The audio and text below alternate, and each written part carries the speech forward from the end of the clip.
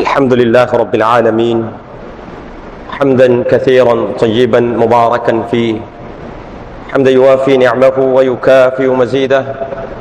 اللهم صل وسلم وبارك وزد وأكرم وترحم وتحنن على سيدنا محمد وعلى آله وأصحابه ومن اهتدى بهديه واستنى بسنته إلى يوم الدين. أما بعد، يقول الله تبارك وتعالى بعد أعوذ بالله من الشيطان الرجيم: بسم الله الرحمن الرحيم. قل صدق الله فاتبعوا ملة إبراهيم حنيفا وما كان من المشركين. إن أول بيت وضع للناس للذي ببكة مباركا وهدى للعالمين فيه آيات بينات مقام إبراهيم ومن دخله كان آمنا ولله على الناس حج البيت من استطاع إليه سبيلا ومن كفر فإن الله غني عن العالمين. صدق الله العليم. எல்லாம் புகழும் புகழ்ச்சிகளும் பாராட்டுகளும் அனைத்து படைப்பினங்களையும் படைத்து அந்த அனைத்து படைப்பினங்களையும் நீதத்துடனும் கருணையுடனும் பரிபாலிக்கக்கூடிய ரப்புல் இஸ்ஸத் அல்லாஹ் சுப்ஹானஹு வ தஆலாக்கே உரித்தாகும். ஸலாத்தும் ஸலாமும் அல்லாஹ்வினால் தேர்ந்தெடுக்கப்பட்ட எல்லா நபிமார்களின் மீதும், குறிப்பாக எல்லா நபிமார்களுக்கும் முத்திரையாக அனுப்பப்பட்ட முஹம்மது முஸ்தபா ஸல்லல்லாஹு அலைஹி வஸல்லம் அவர்கள் மீதும், அவர்கள் விட்டு சென்ற இந்த தீனுடைய அமானிதத்தை இன்று வரை பாதுகாத்து நமக்கு ஏற்றி வைத்த ஸல்லல்லாஹு அலைஹி வஸல்லமுடைய குடும்பத்தினர்கள், சஹாபாக்கள், தாபிஈன்கள், தபஅத் தாபிஈன்கள், அதை தொடர்ந்து வந்த நம்முடைய உஸ்தாத்மார்கள், பெற்றார்கள், மூதாதைகள் அனைவரும் மீதும் அல்லாஹ்வின் ஸலாத்தும் ஸலாமும் உண்டாவதாக.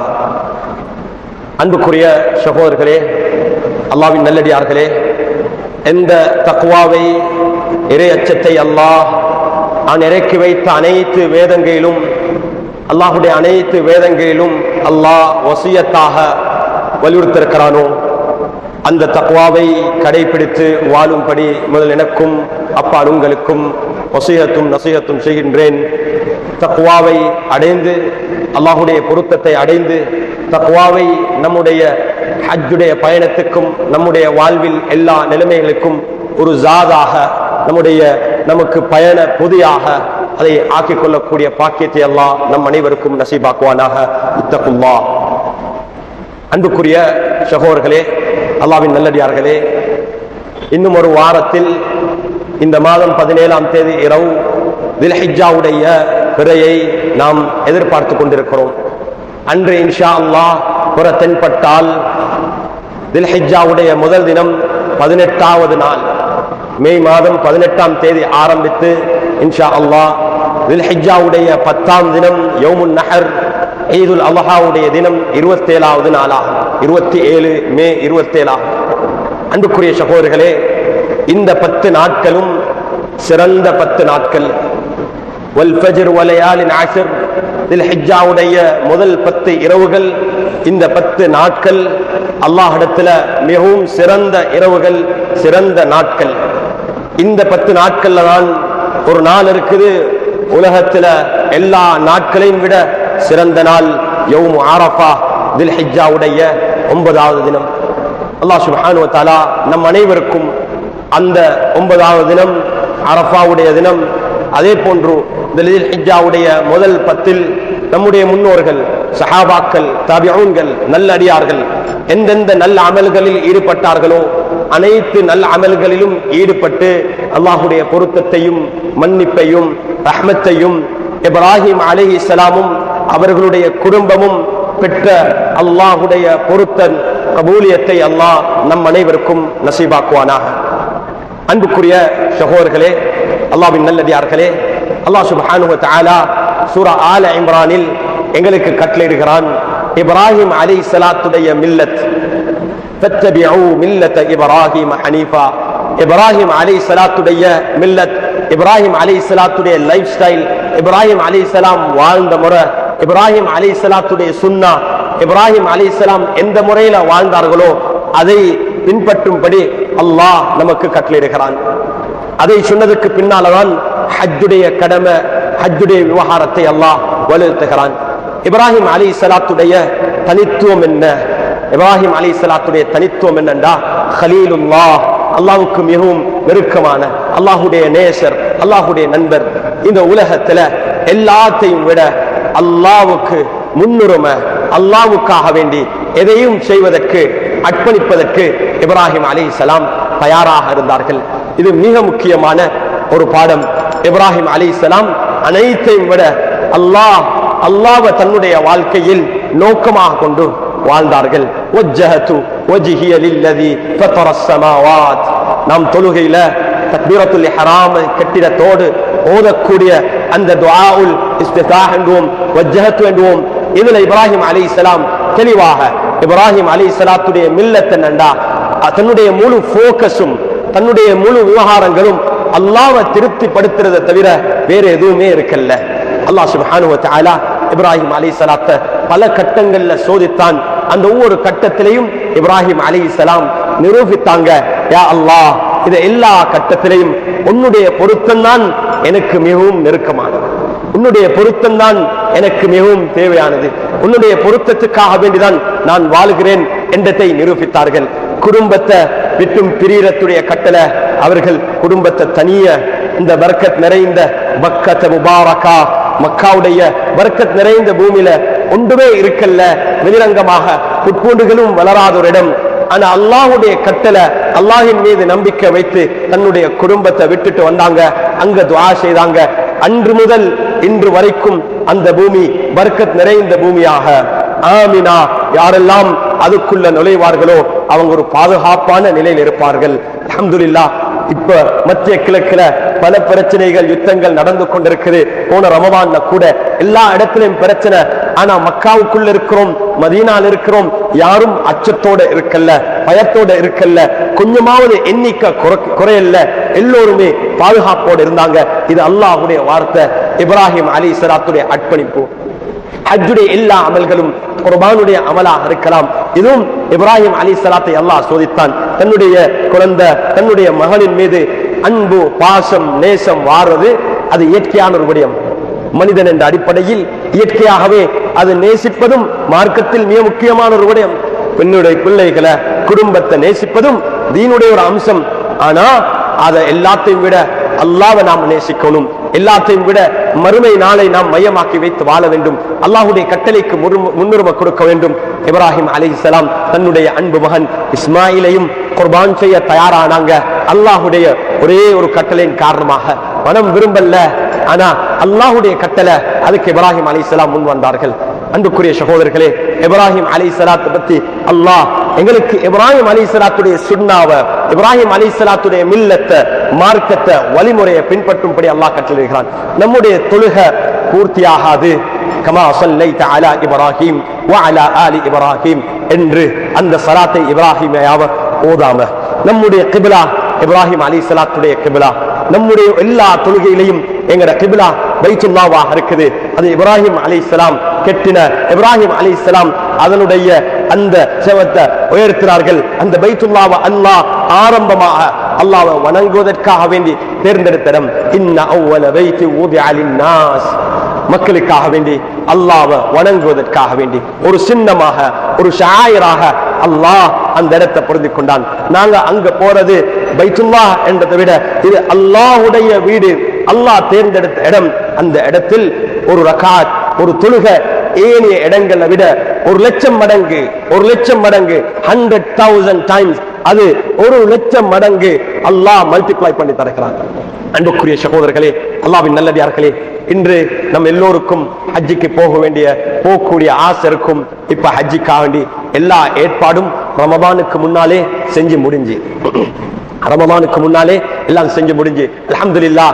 யாரெல்லாம் இந்த முறை ஹஜ்ஜிக்காக வேண்டி ஏற்பாடுகளை செஞ்சு தயாராக இருக்கிறாங்களோ, நம்முடைய நாட்டிலிருந்து கிட்டத்தட்ட 3500க்கும் மேற்பட்ட ஹாஜிகள் போக இருக்கிறாங்க. அந்த ஒவ்வொருத்தருடைய ஹஜ்ஜையும் அல்லாஹ் கபூல் செய்யணும், ஹஜ் மப்ரூராக அல்லாஹ் ஆக்கி வைக்கணும். அந்த ஹஜ்ஜின் காரணமாக அவங்களோட முழு சந்ததியையும் அல்லாஹ் ஈமானோட இஸ்லாத்தோட அல்லாஹ்வுக்காக வேண்டி வாழக்கூடிய சந்ததியை அல்லாஹ் ஆக்கி வைக்க வேண்டும். இப்ராஹிம் அலைஹிஸ்ஸலாத்துடைய ஹஜ், அதுக்கு பின்னால அவங்க கேட்ட துஆ, அந்த துஆவுடைய பரக்கத்தான் முஹம்மது ரசூலுல்லாஹ் ஸல்லல்லாஹு அலைஹி வஸல்லம் அவர்களை அல்லாஹ் ஒரு உயர்ந்த நபியாக அந்த சந்ததியிலிருந்து அல்லாஹ் உருவாக்குகிறான். அதனால ஹாஜிகளுடைய துஆ இருக்குதே, அது லேசான துஆ அல்ல.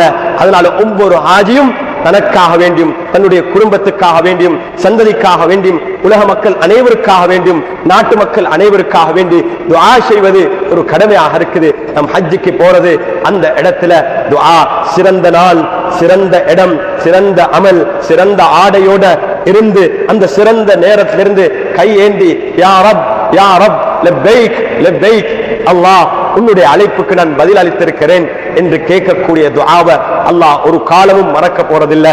நிச்சயமாக அல்லாஹ் அதை ஏற்றுக்கொள்வான். உங்களோட குடும்பத்துல தெரிஞ்சவர்கள், நண்பர்கள் ஹஜ்ஜுக்கு போறதாக இருந்தா அவங்களை சந்தித்து நீங்க சொல்லுங்க, எனக்காக வேண்டி ஹஜ்ஜில துஆ செய்யுங்கன்னு சொல்லி. அன்புக்குரிய சகோதரர்களே, அண்மையில் ஒரு சகோதரர் நான் சந்திச்சேன். அவர் சொன்னாரு, எனக்கு சரியான பிரச்சனை, கடன் தொல்லை எல்லாமே இருக்குது, கஷ்டமாக இருக்குது, அதனால எனக்கு துஆ செய்யுங்க. நான் முன்னோர்கள் நல்லடியார்கள் இந்த ஹஜ்ஜிகளுக்கு போகக்கூடியவர்கள்ட்ட துஆவை கேட்கணும் என்பது எங்களுடைய முன்னோர்களுடைய ஒரு அமல். துஆவை கேட்கிறது, அதை நான் ஒரு மிக முக்கியமான ஒரு விடயம் சொன்னேன். யாராவது ஹஜ்ஜிக்கு போற ஆட்கள் இருக்கிறண்டா அவங்கள போயிட்டு சந்திச்சுட்டு நீங்க உங்களோட இந்த விஷயத்தை சொல்லுங்க. விசேஷமாக அரஃபால உங்களுக்கு துஆ செய்ய சொல்லி அவர் அதை செஞ்சாரு. அல்லாஹு அக்பர். அவர் சொல்றாரு, அதுக்கு பின்னால் அவர் சொல்றாரு, ஹஜ்ரத் அவர் ஹஜ்ஜிக்கு போயிட்டு வர முந்தே அல்லாஹ் இந்த பிரச்சனையை தீர்த்து வச்சுட்டான். இது 1000 வருஷத்துக்கு முன்னால நடந்தது அல்ல, இது 2-3 வருடங்களுக்கு முன்னால நடந்த ஒரு விடயம். அல்லாஹ் உறுதியான நம்பிக்கையில உங்களோட துஆக்களை முன்வைங்க. அதே போல அன்புக்குரிய சகோதரர்களே, அல்லாஹ்வின் நல்லடியார்களே, ஹஜ்ஜுடைய காலம் எங்களோட ஒவ்வொருத்தருடைய உள்ளத்திலையும் நான் ஹஜ்ஜு செய்யணும் என்ற விருப்பம் இருக்கணும், ஆசை இருக்கணும், தேட்டம் இருக்கணும். அல்லாஹ்வுக்கு எங்கள் பக்கம் தேவையில்லை. கனியுன் அனில் ஆலமீன், இந்த உலகத்தில் இருக்கக்கூடிய எந்த படைப்பு, எந்த மனிதனுடைய இபாதத்தின் பக்கமும் அல்லாஹ் தேவை உள்ளவன் அல்ல. ஆனா நமக்கு தேவை. அல்லாஹ் சொல்றான், வலில்லாஹி அலன் நாஸ் ஹஜ்ஜுல் பைத் மன் இஸ்ததா இலா சபீலா. மனிதர்கள் மீது அலன் நாஸ், மனிதர்கள் மீது உள்ள ஒரு கடமைதான் அல்லாஹ்வுடைய மாளிகைய பைத்துல்லாஹ்வை நாடி அவங்க ஹஜ் செய்யணும். இது அல்லாஹ் அவங்கள் மீது கொடுத்திருக்கக்கூடிய அல்லாஹ்வுடைய ஒரு ஹக், அல்லாஹ்வுடைய ஹக். வலில்லாஹி அலன் நாஸ், அல்லாஹ்வுடைய ஒரு ஹக். அல்லாஹ் உரிமையா கேட்கிறான், அல்லாஹ்வுடைய ஒரு ஹக் அல்லாஹ் எங்கள்கிட்ட கேட்கிறான். அன்புக்குரிய சகோதரர்களே, யாருக்கெல்லாம் ஏழுமோ அந்த ஆயத் முடிது, மன் இஸ்ததா இலைஹி சபீலா, யாருக்கு இஸ்திதா இருக்குதோ, அவருக்கு உடல் ரீதியாக சக்தி இருக்குது, செல்வம் இருக்குது, பணம் இருக்குது. இன்றைக்கு நியத் வச்சா செய்ய இயலாத ஒன்றுமே இல்லை. நாங்க செல்வம் இல்லை, ஆனா எங்கட எத்தனை பேர் கல்யாணம் செய்யக்கூட எங்கட பிள்ளைகளுக்கு, எங்கட மகன், எங்கட குடும்பத்துல கல்யாணம் நடந்தா லேசாக 5 மில்லியன், ஒரு 50 லட்சம், 20 லட்சம், 30 லட்சம் லேசா செலவழிக்கிறோம். ஏன் கஷ்டமாக இருந்தாலும் ஏதோ ஒரு முயற்சியை செஞ்சு இந்த கல்யாணத்தை அழகா செய்யணும். அப்ப நியத்து வச்சு முயற்சி செஞ்சா ஹஜ்ஜிக்கு போறது சிரமமான ஒரு விஷயம் அல்ல. நியத்து இருந்தா அல்லாஹ் நிச்சயமாக அனுப்பி வைப்பான். இந்த வருஷம் யாருக்கெல்லாம் போகக்கூடிய சந்தர்ப்பம் இல்லையோ நாங்க போகணும். எங்களுக்கு எவ்வளவு ஏழுமோ போகணும். வருடத்துல எங்க வாழ்க்கையில ஒரு முறையா அல்ஹம்துலில்லாஹ், 10 வருஷத்துக்கு ஒரு முறையா அல்ஹம்துலில்லாஹ், 5 வருஷத்துக்கு ஒரு முறையா அல்ஹம்துலில்லாஹ். அல்லாஹ் வசதியை தந்திருக்கிறானா, ஏழுமா நீங்க மத்த எல்லா கடமைகளையும் செய்றீங்க, ஏழைகளை பாக்குறீங்க, எல்லா நலவுகளையும் செஞ்சதுக்கு பின்னாலையும் இன்னும் அல்லாஹ் உங்களுக்கு செல்வத்தை தந்திருக்கிறானா, ஒவ்வொரு வருஷம் போகலுமா போங்க. ஏனென்றா அன்புக்குரிய சகோதரர்களே, அல்லாஹ்வுடைய அன்பு, அல்லாஹ்வுடைய பாசத்தை பாருங்க. இந்த அமல்களின் பக்கம் அல்லாஹ்வுக்கு எந்த தேவையும் இல்லை, ஆனா எங்களுக்கு தேவை இருக்குது. ஏன் அல்லாஹ் இந்த அமல்களை எங்களுக்கு தந்திருக்கிறான் என்றா, அல்லாஹ் விரும்புறான் நாம் அல்லாஹ்வுடைய மன்னிப்பை பெறணும். ஒரு தொழுகைக்கும் இன்னொரு தொழுகைக்கும் இடையில ஒரு தொழுவாரு, அதுக்கு பின்னால 2வது தொழுகை, அதுக்கு இடையில நடந்த எல்லா பாவத்தையும் நாங்க பாவ மன்னிப்பு கேட்காட்டிலும் அல்லாஹ் மன்னிக்கிறான், அல்லாஹ் மன்னிக்கிறான். அல்லாஹு அக்பர். ஒவ்வொரு நாளும் காலையில செஞ்ச பாவத்தை மாலையில் அல்லாஹ் மன்னிக்கிறான், இரவு நேரத்தில் நடக்கிற பாவத்தை காலையில் அல்லாஹ் மன்னிக்கிறான். ஒவ்வொரு நாளும் அல்லாஹ் மன்னிக்கிறான். அல்லாஹுடைய அருள் அவ்வளவு நிறைந்திருக்குது. ஒரு ஜும்மாவுக்கும் இன்னொரு ஜும்மாவுக்கு இடையில, போன வாரம் ஜும்மாவுக்கும் இந்த ஜும்மாவுக்கு இடையில யாரு ஜும்மாவுடைய கடமையை சரியா நிறைவேற்றாங்களோ அவங்க இதுல இருந்து வெளியே போகும் போது ஒரு வாரத்தால அவருக்கு நடந்த பாவங்கள், குறைகள் எல்லாம் மன்னிக்கப்பட்டு பரிசுத்தம் அடைந்துட்டு போறாரு. அல்லாஹு அக்பர். அல்லாஹு அக்பர். அதே போல அன்புக்குரிய சகோதரர்களே, ஒரு ரமதானுக்கும் இன்னொரு ரமதானுக்கும் இடையில, ஒவ்வொரு ரமதானுக்கும் இடையில அல்லாஹ் எங்கட பாவங்களை மன்னிக்கிறான். ஒரு உம்ராவுக்கும் இன்னொரு உம்ராவுக்கும் இடையில நடந்த எல்லா பாவங்களையும் மன்னிக்கிறான். ஒரு ஹஜ்ஜுக்கு ரெண்டு விடயம் தான் ஹதீஸ்ல சிறப்பாக, ஹதீஸ்ல ஃபதீலத், ஹஜ்ஜுடைய ஃபதீலத் ரெண்டு விடயம் குறிப்பிடப்பட்டது. ஒன்று அல் ஹஜ்ஜுல் மப்ரூர் லைஸ லஹுல் ஜஸாஉ இல்லல் ஜன்னah. ஒரு ஒப்புக்கொள்ளப்பட்ட மப்ரூரான ஹஜ்ஜுக்கு சொர்க்கத்தை தவிர வேற எந்த கூலியும் இல்லை. அல்லாஹ் அக்பர். சொர்க்கத்துல அவருடைய பேர் எழுதப்படும், சொர்க்கவாசிகள்ல பட்டியல்ல அவருடைய பேர் வந்துடும். அல்லாஹ் அக்பர். லைஸ லஹுல் ஜஸாஉ இல்லல் ஜன்னah. இரண்டாவது சிறப்பு இல்லான்னு சொல்றது என்னண்டா, யாராவது ஹஜ்ஜ செய்றாரு, முறையாக செய்றாரு, வாயை பாதுகாத்துக் கொண்டு, கண்ணை பாதுகாத்துக் கொண்டு, உறுப்புகளை பாதுகாத்துக் கொண்டு, வலா ரஃபஸ் வலா ஃபுசூக் வலா ஜிதால், தேவையில்லாத அசிங்கமான வார்த்தைகளை பயன்படுத்தாம, யாருடன் தர்க்கம் செய்யாமல், பாவங்கள் அவரோட நடக்காம அவர் ஒரு ஹஜ்ஜ செஞ்சா அவர் எப்படி வீடு திரும்புறாருண்டா, அன்று பிறந்த பாலகனை போல ஒரு குழந்தை பரிசுத்தமான நிலையில, உள்ளம் பரிசுத்தம், பிறந்த குழந்தைக்கு யாரின் மீதும் பகமை இல்ல, யாரை பத்தியும் கோபம் இல்ல, ஒன்றுமே தெரியாது, ஒரு இனசனாக ஒரு பிள்ளை, ஒரு தாய் பெற்றெடுத்த நேரத்துல எவ்வளவு சுத்தமாக இருக்கும், எவ்வளவு இனசனாக இருக்கும், அந்த நிலையில அவர் வீடு திரும்புகிறார். அல்லாஹ் அக்பர். இந்த ரெண்டு கூலியும் எங்களுக்கு கிடைக்கும். அல்லாஹ் அக்பர். நாம் ஒவ்வொருத்தரும் அந்த நியத்தை வைத்துக் கொள்வோம். இன்ஷா அல்லாஹ் வரக்கூடிய வருடங்கள்ல நாங்க இப்பயே நியத் வச்சு இப்பயே அப்ளை பண்ணி கொள்ளணும். முந்திமாய் ஏலா கடைசி நேரத்துல உங்களுக்கு அப்ளை பண்ண முடியாது. இப்ப நேரத்தோட நீங்க அப்ளை பண்ணணும். உங்க பேர் லிஸ்ட் இருக்கிற அடிப்படையில தான் முன்னுக்கு வரும். வர வர இன்னும் சிரமமாகிட்டு போகும். ரெண்டு வருஷத்துக்கு முன்னால ஒரு சிங்கப்பூரை சேர்ந்த ஒரு டாக்டர் எங்களோட வந்திருந்தாரு. அவர் சிங்கப்பூரியன், அதே போல ஸ்ரீலங்கன் பான். அவர் சொல்றார், நான் சிங்கப்பூர்ல வெயிட்டிங் லிஸ்ட்ல இருந்தா, சிங்கப்பூர்ல ஒரு வருஷத்துக்கு 900 பேர், 900 அல்லது 1000 பேர் தான் போறாங்க. சிங்கப்பூர்ல வெயிட்டிங் லிஸ்ட்ல நின்றா, இந்த நின்று 15 வருஷத்துக்கு பிறகுதான் எனக்கு சந்தர்ப்பம் கிடைக்கும். இந்தோனேஷியால சிலர் ஹஜ்ஜிக்கு காத்து கொண்டிருப்பாங்க. 40 வருடமாக அப்ளை பண்ணி 40 வருடமாக அவங்க காத்து கொண்டிருப்பாங்க. அல்லாஹ் எங்க நாட்டுல பெரிய கயிறை செஞ்சிருக்கிறான், நலவை செஞ்சிருக்கிறான். ஆனால் அன்புக்குரிய சகோதரர்களே, நாங்க ஏழுமானவர்கள் ஏழுமான முறையில முயற்சி செஞ்சு அந்த அமலை செய்ய நாம் நாடும். அன்புக்குரிய சகோதரர்களே, அல்லாஹ்வின் நல்லடியார்களே, இந்த அமல்களில் அல்லாஹ் எங்களை மன்னிக்க விரும்புகிறான். அல்லாஹ் எங்கட பாவங்களை மன்னித்து எங்களை அல்லாஹ் பொருந்து கொள்ள விரும்புகிறான். அன்புக்குரிய சகோதரர்களே, ஒரு மனிதன் ஹஜ்ஜ செஞ்சா அது ஒரு அமல் அல்ல, அவருடைய குணம், அவருடைய அஹ்லாக், அவருடைய ஆட்டிடியூட் மாறணும். ஹஜ்ஜில் என்ன சொல்றோம் என்றா, சிம்பிள் என்ன சொல்றேன், எனக்கு இருக்க இவ்வளவு செல்வம் இருந்தாலும் நான் எதுக்குமே பொறுமதி இல்லை, அல்லாஹ்வுக்கு முன்னால நான் எல்லாரும் போல சமமானவன் என்ற விடயம். இந்த மனதோடு எல்லாரும் திரும்பி வரணும். பெருமை இல்லாம, ஆடம்பரம் இல்லாம, இன்னும் மக்களை குறையா காணாம, நான் ஒரு பிச்சைக்காரனுக்கும் நான் இல்ல, அல்லாஹ்வுக்கு முன்னால நான் இருக்கிறேன். அன்புக்குரிய சகோதரர்களே, இந்த நல்ல குணங்களை நாம் சுமந்து கொண்டு வர வேண்டும். இந்த முதல் 10 நாட்கள்ல செய்ய வேண்டிய அமல்கள், ஹஜ்ஜுக்கு போகாதவங்க இங்க இருக்கிறோம், இங்க இருக்கக்கூடியவங்க நாம செய்ய வேண்டிய அமல், முதலாவது 9 நாளும் ஏழுமான முறையில் எல்லாரும் நோன்பு நோப்போம் இன்ஷா அல்லாஹ். அந்த ஒவ்வொரு நோன்பும் மற்ற நாட்கள்ல நோம்பு பொறிக்கிறத விட சிறந்த நாள். அதோடைய அமல் எவ்வளவு பொறுமதியானது என்று யாராலும் சொல்ல முடியாது. அவ்வளவு பொறுமதியான நோம்பு. அந்த நாட்கள்ல அதிகமாக சுப்ஹான கலிமாவ லா இலாஹ இல்லல்லாஹ் வஹ்தஹு லா ஷரீக லஹு லஹுல் முல்க் வ லஹுல் ஹம்த் யுஹ்யி வ யுமீத் வ ஹுவ அலா குல்லி ஷைஇன் கதீர். கலிமத்துத் தௌஹீத லா இலாஹ இல்லல்லாஹ் வஹ்தஹு லா ஷரீக லஹு என்று இந்த கலிமாக்களை அதிகமாக ஓதணும். அல்லாஹ்வுடைய ஏகத்துவம் தௌஹீத நிரூபிக்கக்கூடிய நாள், அல்லாஹ்வுக்காக வேண்டி வாழ்ற நாள். நோம்பு நோக்கிறதோட இந்த நாட்கள்ல நாம் அதிகமாக திக்ர்ல சுப்ஹான கலிமா, தௌஹீதுடைய கலிமா, அல்லாஹ்வை நன்றி செலுத்துவோம், அதிகமாக ஸலவாத் ஓதுவோம். ஏன் இந்த ஹஜ்ஜுடைய அமல நமக்கு கற்பித்தது யார்? முஹம்மது ரசூலுல்லாஹ் ஸல்லல்லாஹு அலைஹி வஸல்லம் அவர்கள். ஸல்லல்லாஹு அலைஹி வஸல்லம் இல்லண்டா எங்களுடைய எந்த ஒரு அமலுக்கும் பொறுமதி இல்லை. அன்றைக்கு ஒரு சகோதரர் என்கிட்ட வந்து கேட்கிறாரு, ஹதரத் என்கிட்ட சொன்னாரு, மதீனாவுக்கு போறண்டா அல்லாஹ்வுடைய ரசூல் ஸல்லல்லாஹு அலைஹி வஸல்லம் அவங்கள ஜியாரத் செய்யற நோக்கம் அல்ல, நீங்க போகணும் அந்த பள்ளியில தொழுது நன்மை அடையிற நோக்கத்துல தான் போகணும்.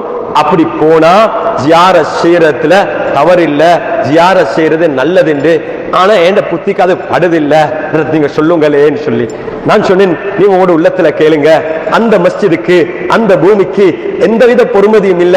அல்லாஹ்வுடைய ரசூல் ஸல்லல்லாஹு அலைஹி வஸல்லம் அவங்க அங்க இல்லண்டா, அந்த மஸ்ஜிதும் ஏனைய மஸ்ஜிதுகளும் ஒரு சமமாகும். அல்லாஹ்வுடைய ரசூலுடைய மஸ்ஜிதின் காரணத்தினால மாத்திரம்தான் அந்த மஸ்ஜிதில் தொழுதால் 1000 மடங்கு, 1 லட்சம் அல்ல 1000 மடங்கு இருக்கும்.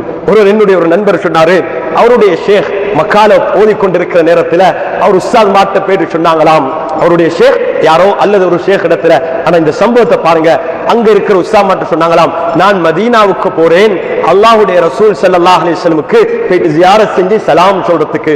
அது இருந்து ஒரு உஸ்தாத் சொன்னாராம், நீ அப்படி சொல்லாத, ஹதீஸ் சொல்லுது நீங்க அங்க தொழுவணும் என்ற நாடி போவன்னு சொல்லி, அதனால நீங்க போடும். அவர் சொன்னார், உஸ்தாத் மன்னிச்சுக்கோங்க, எனக்கு அது புத்திக்கு படுதில்லை, தொழுகைய நன்மை அடையணும் என்றா நான் இங்கே தொழுது கொள்றேன் என்றா, இங்க தொழுதா எனக்கு 1 லட்சம் நன்மை, இங்க தொழுதா மக்கால தொழுதா எனக்கு 1 லட்சம் நன்மை. நான் மதீனாவுக்கு போற ஒரே ஒரு நோக்கம் அல்லாஹ்வுடைய ரசூல் ஸல்லல்லாஹு அலைஹி வஸல்லம் அவங்களுக்கு சலாம் சொல்றதுக்கு, அவங்களுக்கு ஜியாரத் செய்யறதுக்கு. ஏன் ஸல்லல்லாஹு அலைஹி சொன்னாங்க, என்னைய வந்து வஃபாத்துக்கு பின்னால ஜியாரத் செய்றவங்களுக்கும் நான் வாழ்ற நேரத்தில் என்னைய வந்து சந்தித்தக்கு சமம் என்ற அடிப்படையில் சொல்றாங்க, சலாத்துக்கு பதில் அளிக்கிறாங்க. அந்த ஹதீஸ் இருக்குது, லா தஷுத்துர் ரிஹால் இல்லா லி ஸலாத்தி மசாஜித். அதை எதை ஒப்பிட்டு ஸல்லல்லாஹு அலைஹி சொன்னாங்கண்டா, ஏனைய மஸ்ஜிதுகளோடு ஒப்பிட்டு சொன்னாங்க, நீங்க இந்த 3 மஸ்ஜிதை மட்டும்தான் நாடி நன்மையை நாடி போகணும், விசேஷமான நன்மையை நாடி, மற்ற மஸ்ஜிதுகளை இந்த மஸ்ஜிதை போல ஆக்கிடாதீங்க என்றதுக்கு தான் சொன்னாங்களே தவிர, ஆனா அதனுடைய கருத்தை சிலவங்க தவறா விளங்கி இருக்கிறாங்க. அவங்களுக்கு நாங்க குறை சொல்லக்கூடாது, அவங்களை நாங்க விளங்க வைக்க பார்க்கணும். ஆனா அன்புக்குரிய சகோதரர்களே, அல்லாஹ்வின் நல்லடியார்களே, அவங்களும் அல்லாஹ்வுடைய ரசூலுடைய ஹதீஸ், அதனால அதுக்கு மேல போகக்கூடாது என்று நேரடியான கருத்தெடுத்து அந்த மாதிரி சொல்றாங்க. அவங்களுக்கு அல்லாஹ்வுடைய ரசூலின் மீது எந்தவித கோபமோ அல்லது தரவு குறையும் இல்ல, அவங்க அந்த ஹதீஸை விளங்கின முறையில இருக்கக்கூடிய வித்தியாசம். அன்புக்குரிய சகோதரர்களே, இந்த 9 நாட்கள்ல அதிகமாக அல்லாஹ்வுடைய ரசூல் ஸல்லல்லாஹு அலைஹி வஸல்லம் மீது நாங்கள் ஸலவாத் ஓதுவோம். அதே போல தில்ஹிஜ்ஜா முதல் நாள் இரவுல இருந்தே குர்பானுடைய அமல், 10வது நாள் செய்யக்கூடிய அமல்ல சிறந்த அமல் குர்பானுடைய அமல். இந்த குர்பானுடைய அமலை நாங்கள் சிறப்பாக அழகாக, இந்த நாட்டில் 2 சட்டம் இருக்குது. ஒன்று ஹாலிடே ஆக்ட். ஹாலிடே ஆக்ட்னா விடுமுறை நாட்கள்ல எந்த முறையில நடந்து கொள்ளணும், அதுலயும் குறிப்பாக போயா தினங்கள்ல எப்படி நடந்து கொள்ளணும் என்ற ஒரு சட்டம் இருக்குது. அதுல போயா தினங்கள்ல மதுபான விற்கக்கூடிய இடங்கள், மாமிசங்களை விற்கக்கூடிய இடங்கள், அறுக்கக்கூடிய இடங்கள் இதெல்லாம் மூடப்படணும் என்றது இது அன்று முதல் இருக்கக்கூடிய சட்டம். அல்ஹம்துலில்லாஹ், முஸ்லிம்கள் ஆகிய நாம் எல்லா காலத்திலும் இந்த நாட்டில் இருக்கக்கூடிய சட்டங்களை மதித்து நாங்க வாழ்றோம். அந்த சட்டம் எங்களோட அடிப்படை உரிமைக்கு மாற்றம் இல்லாத நேரத்தில், எங்களோட அடிப்படை உரிமைகளுக்கு மாறும் போது அதுக்காக வேண்டி ஒழுங்கான முறையில வாதிட்டு பேசி அழகான முறையில அதுக்கான நாம் வழிகாட்டல்களையும் அதுக்கான தீர்வுகள் அடைஞ்சிருக்கிறோம். அந்த அடிப்படையில போயா தினம் இல்லாம மற்ற நாட்கள்ல இன்ஷா அல்லாஹ் 27ஆம் நாள் பெருநாள் வந்தா 27, 28, 29 இந்த 3 நாளும் இன்ஷா அல்லாஹ் எங்களுக்கு குர்பான் செய்யலாம். அதுக்கு எல்லா முயற்சியையும் நாம் செஞ்சிருக்கிறோம், அதை பேசியிருக்கிறோம். அதில் இங்கே ஜமீஅத் உலமா நாங்க அது சம்பந்தப்பட்ட அமைச்சர்களிடத்துல அமைப்புகளிடத்துல பேசியிருக்கிறோம். அதுக்கான அனுமதி அவங்க வழங்கி இருக்கிறாங்க. என் சட்டத்துல போயா தினம் மாத்துந்தான் தடையானது. அதே போல 2வது சட்டம் இருக்குது, ஸ்லாட்டர் ஆக்ட். ஒரு மிருகத்தை அறுக்கிறதா அதை எப்படி செய்யணும் என்ற ஒரு ஒழுங்கு இருக்குது. அந்த மிருகத்துடைய கழிவை எப்படி நீங்க அதை எப்படி நீங்க டிஸ்போசல் பண்ணணும் என்ற சட்டம் இருக்குது. ஒரு அமல் தான், அந்த அமலை நாங்க முறையா செய்யணும். ஸல்லல்லாஹு அலைஹி சொன்னார்கள் ஹதீஸ்ல, நீங்க எல்லாத்தையும் இஹ்சானாக முறையா செய்யணும். குர்பான் செய்யறதாக இருந்தாலும் அது அழகான முறையில முறையா செய்யுங்க. அதனால அந்த ஸ்லாட் ஆக்ட்ல சொல்றது, நீங்க முனிசிபல் கவுன்சில்ல அனுமதி எடுக்கணும். அந்த அனுமதி எடுத்து அந்த அனுமதி பத்திரத்தோட PHI உடைய அந்த வழிகாட்டலோட ஒழுங்கான முறையில அந்த பெர்மிட்டல் எடுத்து நாங்க செய்யணும். அதனால போயா தினம் 30, 31, 1ஆம் தேதி இந்த நாட்களில் செய்ய முடியாது. இந்த முறை எங்களுடைய மாற்று மத சகோதரர்களுடைய விசாக்குடைய நாட்கள் வாரத்தினால அந்த 3 நாளை தவிர 27 இன்ஷா அல்லாஹ் பெருநாள் வந்தால், அப்படி இல்லைண்டா 28, 29 அந்த நாட்களில் நாம் அழகான முறையில முறையாக செய்யறதுக்கான நியத்தை வைத்துக் கொள்வோம். இறுதியா அன்புக்குரிய சகோதரர்களே, இந்த நாட்கள்ல இரவு நேரம் நாங்க தொழுகையில தஹஜ்ஜத்துல ஜமாத்தாக தொழுறது ஒன்று இல்ல. ரமதானுடைய மாதத்துல மாத்திரம்தான் நாங்க மஸ்ஜிதில் ஒன்று சேர்ந்து ஜமாத்தாக இரவு நேரம் தொழுறது சுன்னத்தான ஒரு அமல், முஸ்தஹப்பான ஒரு அமல், வலியுறுத்தக்கூடிய அமல். அப்படி இல்லாம நாம் இரவு நேரங்கள்ல தொழுகைய ஒவ்வொரு காலங்களிலும் நாம் வீட்டுல தொழ வேண்டும். தஹஜ்ஜத்துடைய தொழுகை, குர்ஆனுடைய திலாவத் இந்த நாட்கள்ல குறிப்பாக ஒவ்வொருத்தரும் நியத் வைப்போம். நாம் தஹஜ்ஜத்துடைய தொழுகையை விடாமல் செய்யறதாக கை ஏந்தி அல்லாஹ்விடத்துல துஆ செய்வோம். அன்புக்குரிய சகோதரர்களே, அல்லாஹ்வின் நல்லடியார்களே, இந்த ஹஜ்ஜுடைய காலம், இந்த மாதங்கள் ஹஜ்ஜியோட சேர்த்து அரஃபாவுடைய நோன்பை நோப்போம். அதனுடைய சிறப்பு என்னண்டா, நாம் முந்தி செஞ்ச போன வருடத்துடைய எல்லா பாவங்களுக்கும் அது குற்ற பரிகாரமாக மாறும்.